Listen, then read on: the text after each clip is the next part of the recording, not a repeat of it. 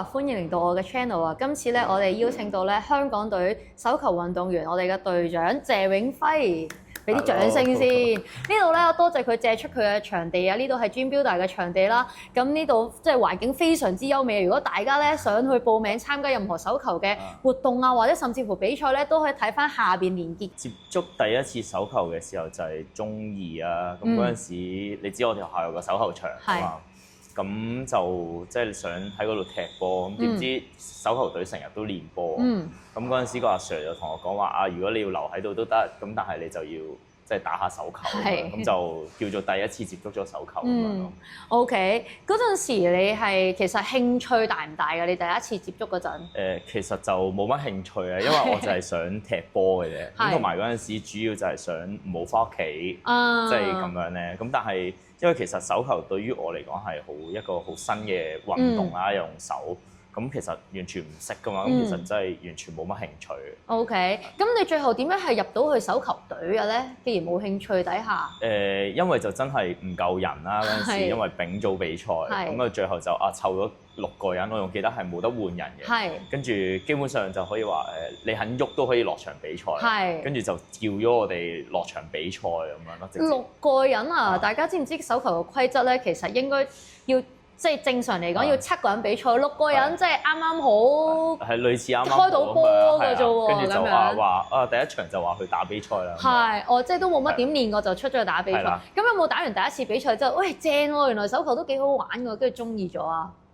我諗唔係第一次嘅時候啊，因為第一次嘅時候，我身邊都有啲隊友都係已經打咗2年手球，咁佢哋就會叻啲嘅。係啊，咁我嗰陣時就通常係睇下佢哋點樣做，就俾個波佢哋啦。其實自己唔係好識。OK。係啦，咁啊到最後你當真係有興趣嘅時候，就可能係打咗1年啊，即係開始真係練習啦，因為要比賽啦。咁跟住就發現入波越嚟越多喎，咁其實都唔錯喎，幾好玩咁，就開始咗。細個你覺得喺手球裏邊，你嘅快樂嘅泉源喺邊度嚟嘅咧？細個手球快樂嘅地方，我自己覺得因為我好羨慕，我唔知，我覺得可能一班人做一樣嘢好有型咁樣啦。咁以前我哋學校手球隊個規模係比較大少少，即係又大少少，同埋佢要有啲正統啲嘅訓練啦，即係可能逢星期一、逢星期三你就一定要練波。咁其他隊咧係比較飄忽少少嘅，咁同埋就個練習又好似冇咁，即係冇咁有系統啊！我自己覺得，咁感覺上就好似手球隊係會好似好大班人啊，同埋又會有男女仔喺度玩啊，咁個人數就會比普通球隊，即係可能足球嘅會多住1倍咁樣咯。咁我就覺得好似都唔錯喎。咁樣一路去玩嘅時候，又可能跟住啲師兄一齊去玩啊，佢哋又好即係好融合啊，好接受到我哋啊咁樣。好似我覺得哇，好好玩啊！好似一個大家庭有啲歸屬感。咁而家咧打咗手球應該差唔多都有20年啦，有冇啊？計翻條數。有差唔多20年。咁而家你去到即係打咗咁多一啲大型嘅比賽啦，代表香港隊。咁有冇話你而家嘅打手球嘅快樂泉源又嚟自邊度咧？我覺得而家打手球嘅快樂泉源就自我滿足多啲啦，咁點解咁講？就係其實我都好中意同啲隊友一班人嘅，即係可能大間唔中咯。咁以前就係長期都係同啲隊友一班人，咁而家就係可能間中揾下啲隊友食下飯，練完波跟住傾下偈，咁啊開開心心。咁更多就係自我滿足，就係可能你喺練習嘅以外嘅時間，其實你有工作啊，或者你要應付好多嘢，咁到落場嚟打波，你就發現真係好開心喎打，咁同埋即係呢個叫做比較擅長嘅嘢啦。咁我覺得呢個感覺好好啊，入波啊，做所有嘅嘢啊，跟住都係好開心嘅，跟住好解壓嘅。咁我就覺得係都仲係好好玩嘅，我覺得。係明白。咁所以喺你嗰個訓練嘅過程裏邊，都仍然係好 enjoy 嘅，即使係咪喺比賽同訓練，因為你哋訓練都辛苦㗎嘛，知道。係啊，而家嘅訓練我都覺得仲係好 enjoy，雖然就係真係好辛苦嘅。咁但係我就覺得首先就倒數緊啦，叫做咁，同埋第二樣我就慶幸，即係喺呢個年紀入邊都仲有一樣嘢好似綁住你去逼你去做一啲你覺得好辛苦嘅，因為如果我唔係因為要訓練嘅，係我一定唔會訓練到呢個嘅強度，我就會覺得啊咁辛苦我就算啦，唔需要咁辛苦嘅其實。咁但係因為即係一班人咁樣，咁我就覺得啊，要為咗呢個比賽，依然都係咁辛苦喺個球場度跑緊，咁我就覺得啊都抵嘅，咁同埋就即係開始注重啲身體健康啊，我覺得哇咁樣練係對身體好喎，咁個體態上啊個心理上啊所有嘢都好，咁我覺得啊都唔錯啊。因為我哋倒數緊啲乜嘢咧？因為嚟緊咧，其實10月尾11月咧，我哋香港咧有一個全運會啊，咁手球咧都係第一次咧喺香港嗰度舉行，咁喺啟德嗰度進行，咁都同大家宣傳下，而家都仲有飛埋嘅。咁我知道男子手球隊咧今年有個好大嘅目標喎，可唔可以分享下個目標係乜嘢？係啊，我哋今年個目標就係希望攞獎牌，即係攞全國頭3嘅。咁我哋最上一屆最好嘅成績係全國第6名啦。咁甚至乎全國第5啦。咁其實我哋要再進多2步，咁但係呢2步就即係好似唔係個名次上面個差距係真係行住一大步好大嘅步先可以去到第3名。咁你同你啲隊友係籌備咗呢個全運會幾多年啊？即係埋班。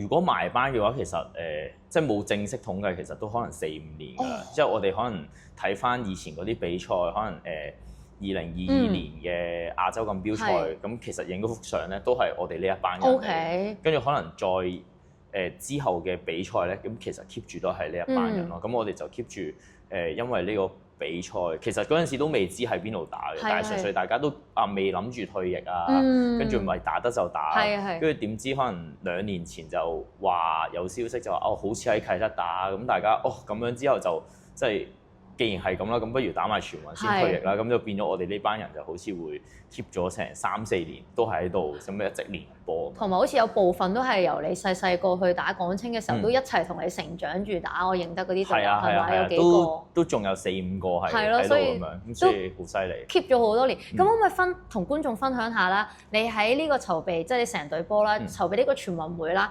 你哋有啲咩 schedule 咧？有啲咩訓練咧？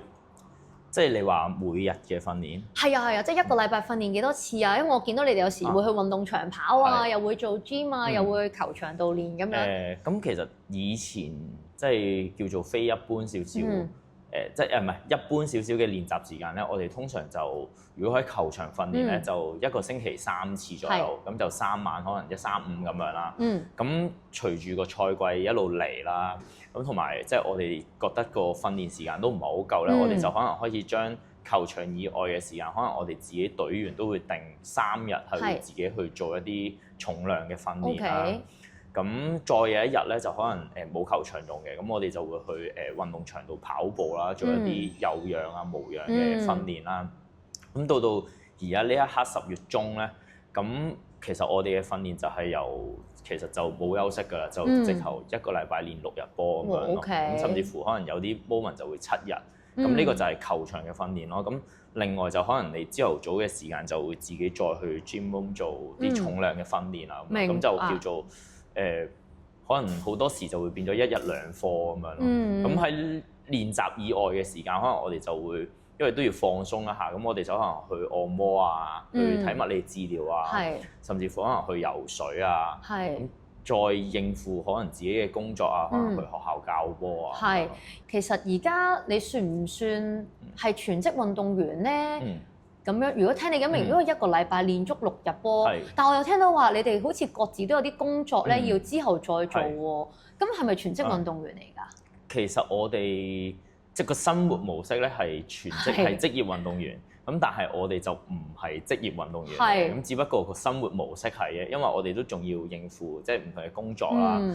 咁我哋好彩嘅原因就係因為我哋可以彈性安排，因為我哋隊員入邊有90%嘅人咧都冇 full time 嘅，咁都係 part time 有唔同。咁再更加多咧就係主要喺學校擔任校隊嘅教練啦。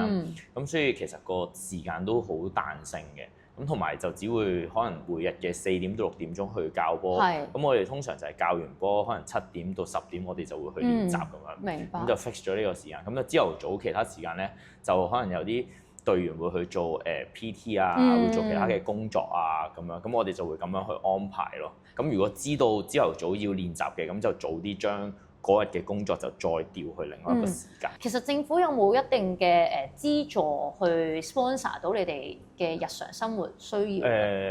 喺我哋攞政府嘅資助入邊咧，就直接即係有個計劃咧，佢哋就叫非對制項目嘅資助計劃嘅。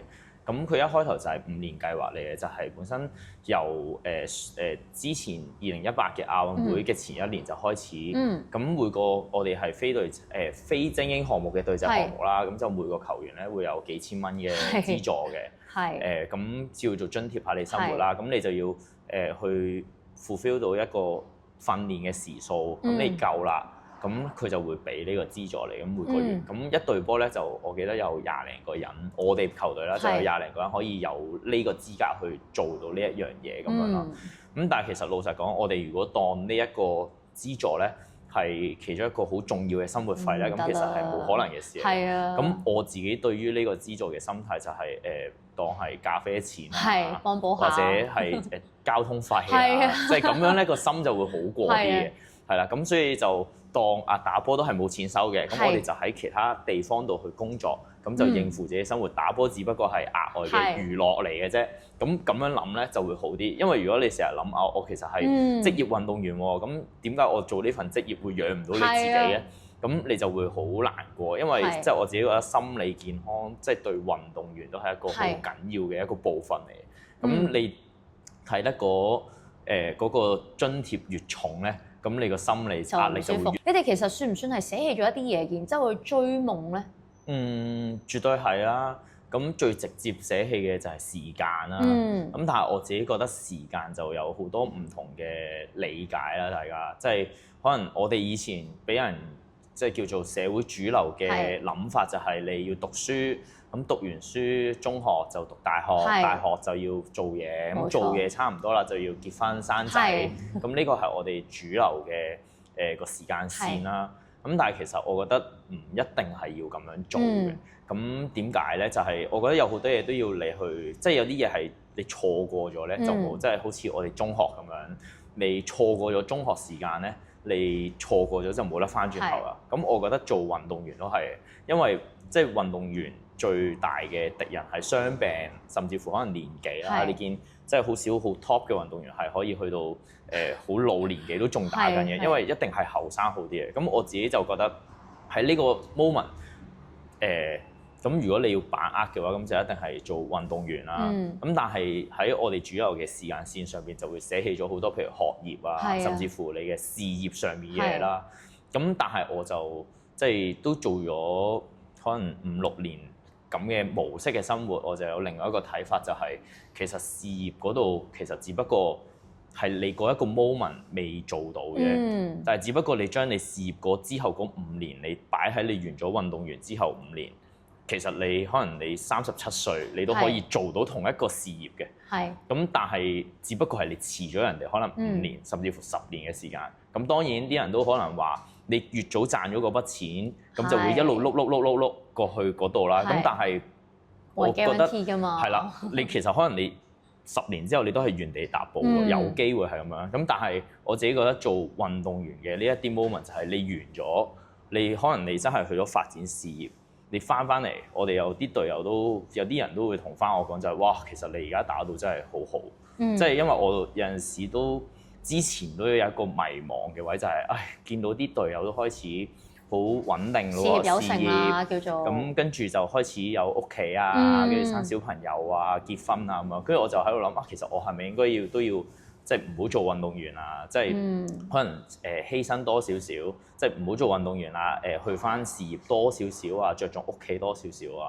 咁但係當我諗到差唔多嘅時候咧，佢哋又調翻轉俾個建議我，就係佢話：如果你而家做到咧，就一定要做。佢話你結婚啊、生仔啊呢啲咧就好閒，遲啲都得啦咁樣。係佢哋就話好閒嘅咧，咁最衰就係佢話，尤其是咧係男仔咁樣，咁佢更加覺得係唔需要咁趕時間嘅。反而佢哋好似聽得出係會有啲，好似有少少後悔。係。點解我嗰陣時唔繼續打啊？反而係事務你嗰陣有繼續打喎。係啦，跟住係啊，佢而家事務又繼續打啦，又繼續堅持啦。咁而家佢哋打返就可能比以前佢哋要打嘅犧牲嘅更加大，因為可能我以前要打，我犧牲嘅最多都係時間或者事業少少嘅，但係當佢而家有晒屋企人啊，所有嘅嘢，佢要再打翻，佢犧牲嘅嘢就係事業、時間，再加佢屋企人。係佢啲仔女同老婆一定嘈住晒。所以其實係只會越嚟越多嘢犧牲。係因為你個負擔重咗，所以有時喺呢個位我哋都可以有少少總結，就係每個人佢嘅生活佢有唔同嘅軌跡，有唔同嘅時間線。啱啱輝仔都有講，主流嘅時間線係讀書、結婚、生仔，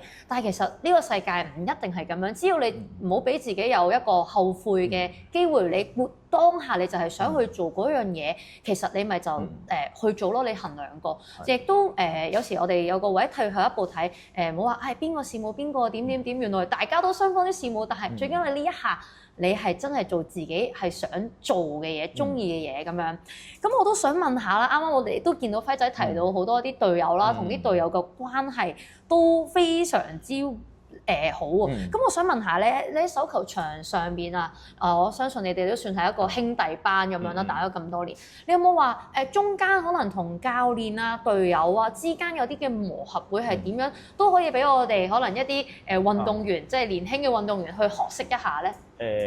我覺得最緊要係溝通咯，係啦，溝通。咁同埋我覺得方向好緊要咯。咁只要大家係為件事好咧，咁其實你有啲咩類型嘅意見咧，其實我哋覺得都係應該要去考慮嘅。咁例如就可能只係有啲隊友會覺得譬如咁樣練習係好無理喎，以前即係點解會咁樣練習啊？點解要咁辛苦啊？咁但係可能我哋就話，因為人哋係練緊比我哋更多嘅訓練量啊。咁所以我哋都冇辦法，一定要咁樣練啦。咁或者即係可能有陣時教練唔係好清楚我哋球員有啲咩壓力嘅，有機會，因為可能始終即係隔咗一層咁樣啦。咁就要同佢哋去溝通多啲啊，其實都要俾佢知道啊，啲球員咧有啲球員係咁樣諗，有啲球員就咁樣諗嘅，就俾個方法佢哋去叫做點樣去調劑下，就唔好叫就唔好好似譬如一言堂咁樣就我咁樣講完就冇彈性㗎啦，就一定係咁樣做啊。咁我覺得所有嘢其實都係大家夾大家咁先走到呢一步嘅。你話如果我哋係職業嘅球隊嘅，其實每一個人都唔會有任何嘅説話，因為我就算坐後備席都好，我都係袋住個人工，我冇乜所謂。即係教練你叫我落場就落場，唔落場唔落場，因為我袋住人工嘅。咁但係喺香港。我哋嘅球隊唔係啊嘛，我哋每個人都係犧牲咗某一啲嘢嚟，即係我都係想落場打，即係點解係我坐，點解唔係佢坐？點解佢可以嚟練波，唔嚟練波？點解我嚟練波又咁？即係會好多呢一啲嘅嘢諗法，因為我哋始終唔係一隊好商業嘅球隊啦，咁你就會發現啊，原來溝通啊或者互相去遷就係好緊要嘅呢一樣嘢咁樣。所以大家都有嗰個互相尊重喺度，包括係連埋教練都係咁樣。咁 even 就算你話教練都好啦，咁其實我哋教練即係去到呢一個級數教練都好，其實佢哋都可能未試過咁認真去管理一隊咁職業化嘅球隊，其實佢哋都唔知。即係可能喺以往我哋嘅香港嘅社會不嬲處理嘅球隊都可能係業餘啲啊、學界啲啊，咁其實個處理手法係完全唔同。你而家可能係對住二十幾個係差唔多30歲、20幾歲嘅成年人，佢有好多唔同自己嘅諗法。究竟你點樣去 group 埋一齊，其實係好難嘅一件事咯。咁對於佢哋嚟講都係一個挑戰，超級大嘅挑戰，就係會唔會有啲説話聽啊？會唔會即係有啲位係做錯咗啊？究竟我應唔應該強硬少少啊？咁其實佢哋都要係不斷去摸索咁樣。啱啱都有講到一啲追夢嘅過程啊。雖然輝仔未結婚生仔啦，咁但係咧屋企人咧會唔會都有啲壓力啊？俾到你咧，譬如可能喺香港華人社會成日都講話咩要俾家用啊，或又會催你結婚生仔啊，呢樣嗰樣。屋企人係點樣睇你行呢條路咧？我屋企人咧，我覺得佢哋都係即係幾特別嘅存在啦，就係佢係冇任何嘅意見嘅，係真係完全由我細個到大個，佢即係我印象中佢唯一嘅意見咧，就係叫我大學畢業嘅啫。OK。係啦，咁所以咧，由可能細個嘅時候，佢都會叫我叫做努力啲讀書啊咁樣啦。咁到我真係入咗大學之後咧，佢就從來都冇俾個意見我嘅。Okay. 咁再第二個意見咧，就係佢叫我顧掂自己就得㗎啦。OK。係啦，即係佢話點都好啦，你搞掂你自己就得，你唔使理我哋嘅。即係佢係咁樣嘅。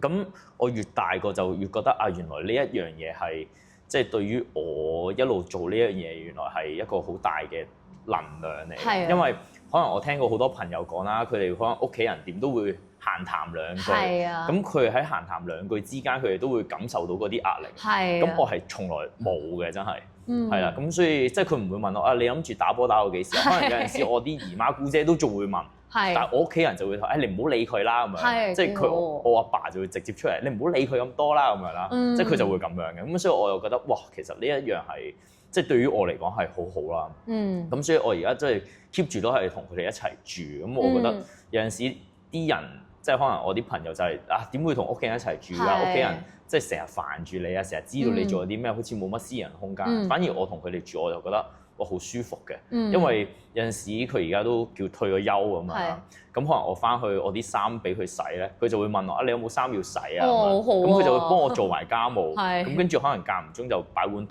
喺度俾我飲。跟住但係其他嘢佢就唔係好理我嘅。咁我就覺得哇，其實呢一樣嘢係即係好好彩係咁好，主要係我阿爸同我媽都係咁樣嘅，咁甚至乎我家姐都係咁樣，咁所以即係成個屋企，甚至乎而家知道有即係傳聞啦，可能佢哋之前都唔係好知傳聞會係什麼東東嘅，或者都唔係我知我做緊乜嘅，咁但係可能佢就會發現喺啲電視啊或者啲媒體，佢啲朋友就哇又見到你個仔喎咁樣，咁佢就開始留意啦，係啦，咁佢就今次就好早已經話要即係。唔係同我講嘅，都係同家姐講，就話要買飛入去睇啊，叫晒啲親戚啊咁樣。咁我覺得哇，好即係個感覺啊，好得意喎咁樣咯。咁我都好覺得好彩啊！即係對於屋企人嘅嗰個方面就即係冇乜壓力。冇壓力，唔單止冇壓力啦，直情係非常之支持自己仔仔去做呢樣嘢。所以有時家庭嗰個支持個力量都好大。點解輝仔可以繼續去行到呢一步？可能有時有啲年輕人啦，會因為屋企人一兩句説話，導致到即係自己就冇繼續行呢條路，或者甚至乎迷茫啊、質疑自己。所以屋企嘅支持係非常之重要，同埋追夢嘅過程，佢輝仔自己都本身犧牲咗好多一啲嘢，迷茫過咁，但係佢堅定繼續行，再加上屋企人個支持係非常之重要。咁我都想問下啦，你啱啱都講啦，話好彩屋企人冇講話你打波打到幾時啊，或者甚至乎有啲姨媽姑姐咧就會話做運動員冇希望㗎。我細個都聽得多啦。你到而家呢個世代啦，2025年啦，你點樣睇喺香港做運動員冇出路冇希望呢句説話？即係如果你話直接要俾一個年輕人直接俾個答案呢個題目咧，我係唔同意嘅。OK。咁但係咧。即係好似以前答卷咁，我好大程度上唔同意嘅啫。咁點解我有部分同意咧？就係我覺得做運動員咧，如果你係可以有某幾個條件啦，我覺得其實係應該係要去繼續做嘅。咁例如就係當你做運動員嘅時候，你係會繼續兼顧你嘅學業啦，或者你會繼續進修啦，即係投資自己啦。咁其實我覺得係做運動員係好值得嘅，因為喺做運動上邊咧，首先你可能你真係去到比賽、國際賽，或者唔同嘅比賽咧，我首先覺得呢啲係用錢買唔到嘅，即係喺任何階段 even 我而家諗翻起，可能我學界比賽啊，或者大學嘅比賽啊，其實呢啲所有嘅回憶都係用錢買唔到嘅，一定。咁而呢一啲就更加係淨係做運動。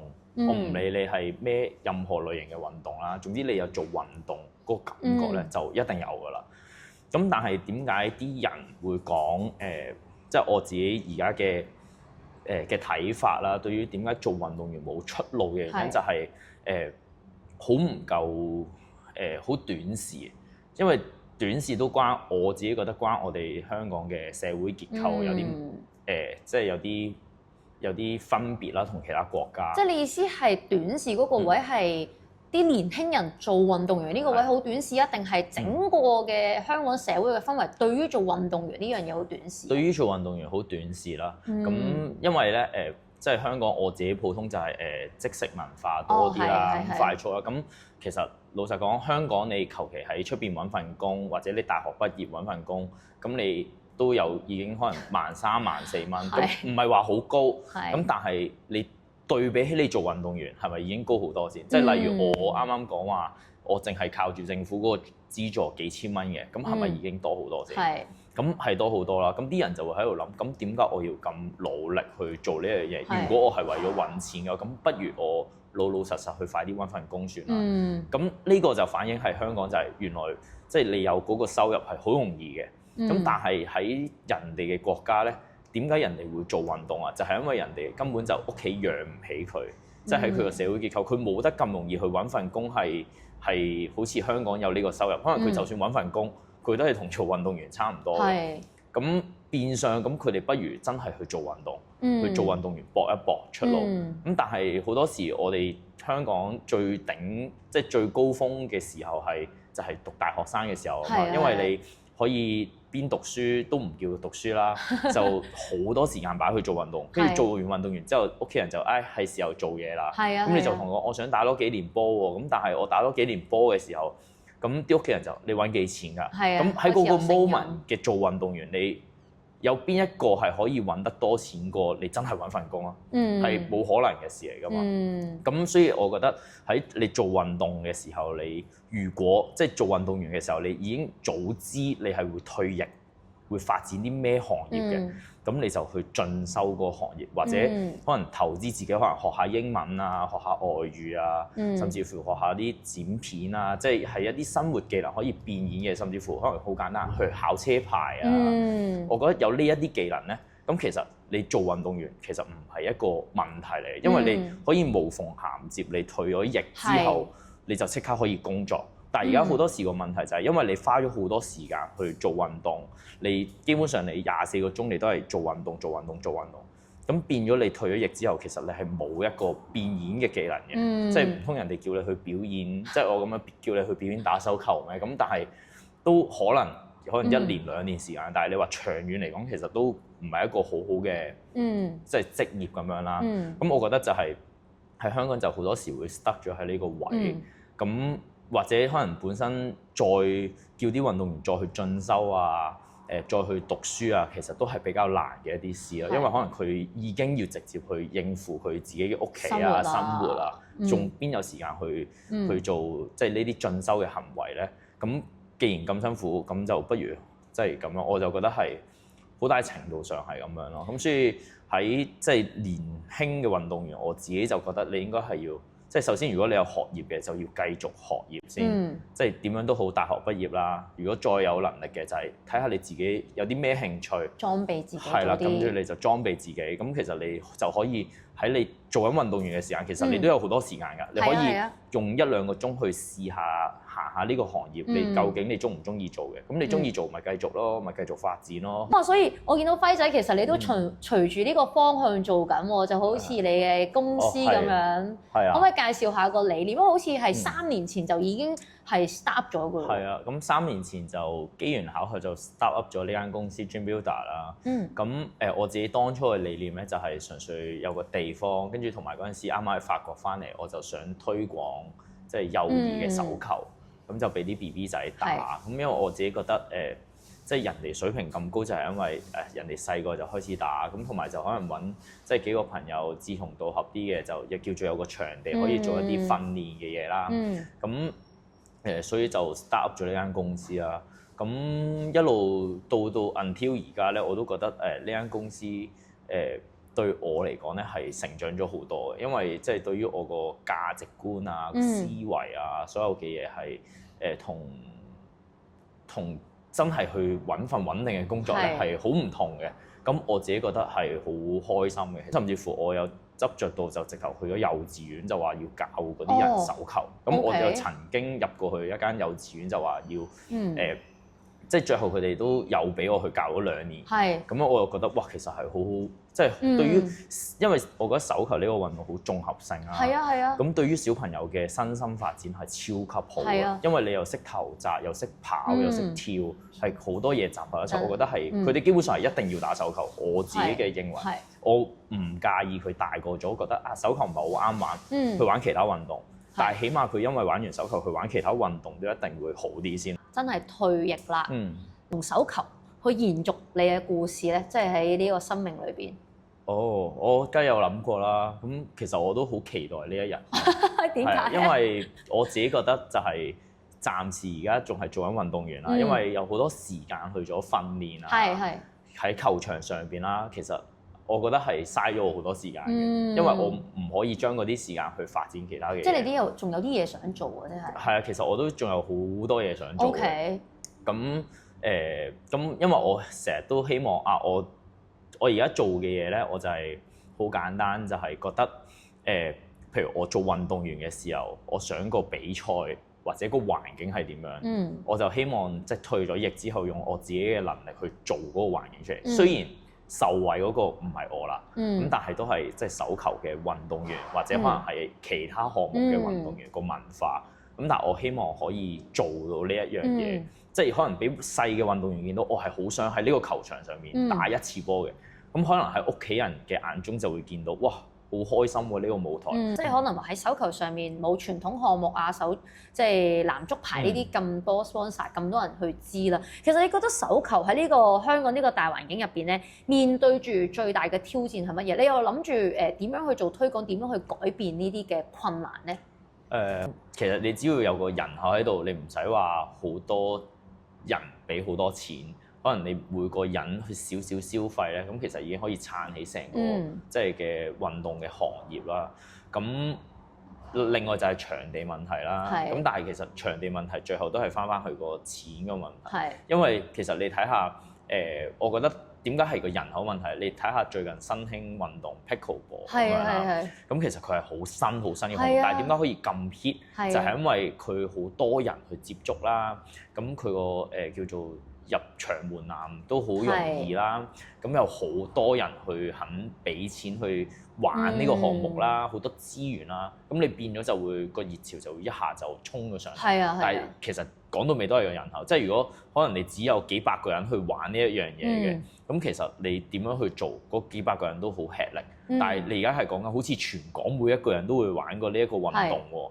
咁其實咁樣已經爭好遠咯。我有諗過呢個問題，因為我自己都有打手球啦。譬如籃球咁樣，你要10個人先開到波，但係而家都好即係叫做新興運動啦，3人籃球有奧運比賽等等啦。咁你 Pickleball 又係2個人打，跟住然之後4個人打又得。我諗過，咦，其實我見到你啲幼兒比賽咧，即係其實佢哋係走晒步，但係都唔理㗎嘛。總之你射到個波出去就得㗎啦嘛。會唔會其實有機會有冇諗過你第時推廣下一啲新興嘅手球項目，可能係人數少啲嘅，場地少啲嘅，個籠又細啲嘅，咁樣去推廣唔知得唔得咧？呢個係我自己冇嘢做嘅時候諗過。呢個我都有諗過，唔限人走步啦，咁同埋個防守模式變咗好似 touch rugby 咁樣。係。咁其實已經好好玩啦，大家即係個場地又係咁多，咁可能個波又轉咗啲冇咁高攻擊性嘅，即係起碼佢哋個波打落嚟會痛咯。而家係你叫人守龍門係好難嘅一件事，咁但係你換咗一個臨啲可能閃避球咁樣嘅，咁其實每個人都好肯入去守龍。咁我又覺得個娛樂性會好好多。咁我最後咧都想問下輝仔2條問題啦，可唔可以講一樣咧？你可能打手球最大挫折嘅一件事，你當下係點樣去克服去 overcome 呢個嘅挫折咧？我諗下先，我覺得可能嗰下我會覺得好低潮嘅，咁但係其實我而家諗翻係好，即係好兒戲嘅一件事咯。咁就係可能細個，即係可能大學嘅時候，咁因為我都係細粒啊嘛，咁啲人就會啲前輩啊，或者可能啲教練啊，就會話你咁細粒咧，就應該係打某個位置嘅，好似打 wing 嗰陣。係啦，類似啦。咁我嗰陣時的而且確係咁，但係我又覺得好悶喎，即係我又覺得係總有可能係打翻喺出邊3個後衞嘅位置啦。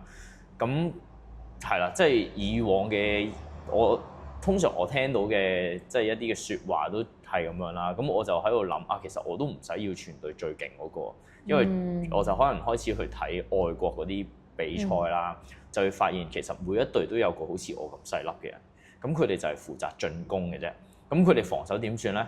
咁佢防守一係就守佢最邊嗰個位，一係就有一個比佢更高大嘅人出嚟，就淨係防守嘅。咁我就發覺，咁其實係可以嘅喎。咁我就算防守唔到啫，咁我有個朋友可以幫我防守咪得咯。咁樣之後我就叫做好好彩，我覺得就係任何難關嚟咧，我都會覺得係一個挑戰嚟。即係我覺得係一個成長嘅機會嘅。咁所以你話如果有個咁嘅低潮咧，我反而就係即刻諗起喺國外嘅時候，即係我就成日喺度諗點解我會出現喺法國嘅咧？即係點解我個人要喺度咧？因為其實 Covid 啊嘛，嗰陣好似係啦 Covid 啦，咁同埋即係點解要一個人去法國打波？即係嗰陣時就好開心，話去諗住好開心啦。咁其實打嘅時候係咪真係咁開心咧？其實唔係咁開心噶嘛。點解咧？